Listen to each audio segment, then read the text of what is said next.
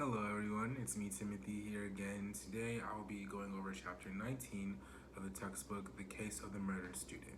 So this happened in 2008 on the University of North Carolina, and basically it was just a regular day in March, like towards spring break.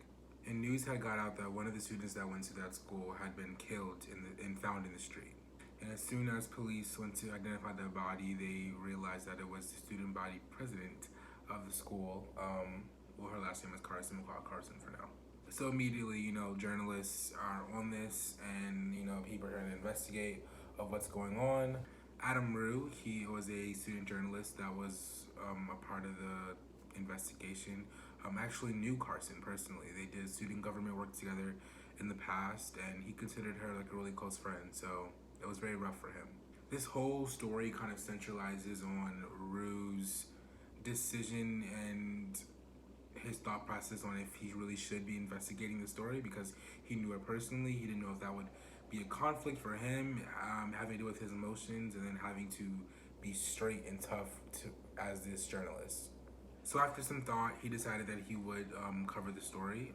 He felt that he brought a different context to the story because he did know her personally, and also he felt that he could handle, being able to see and discuss, his friend dying. So throughout the investigation, Rue kind of went his own way with uncovering information.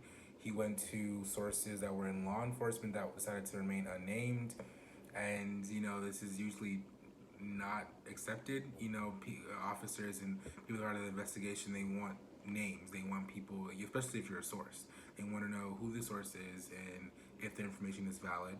And Rue believed that the people that he were using as sources were very trustable, and he could trust them with the information. So he kind of went his own way with uncovering the information about Carson. So as more information is going out and getting uncovered, they realized that Carson was taken from her home before she was killed, and left in the street. And during this time, there's a lot of like, he said this, she said this, and so much mumble jumble going on during the investigation. And it was really up to Rue to like separate what he thought or what he knew as real facts from the false information.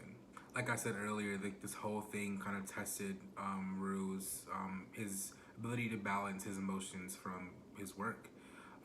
He attended a candlelight vigil for Carson the day that her body was identified, and he was also doing work for the school radio station that he was a part of.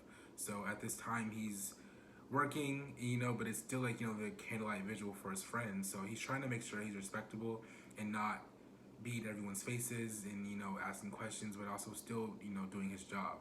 There were all kind of bad vibes there. Like people were like really just like kind of peeved off with his presence and really wanted him to like not be doing his job during the vigil. So it was very good that Rue had a very set and strong mind in order to kind of like look past the smaller situations happening and stick to working and also mourning his friend.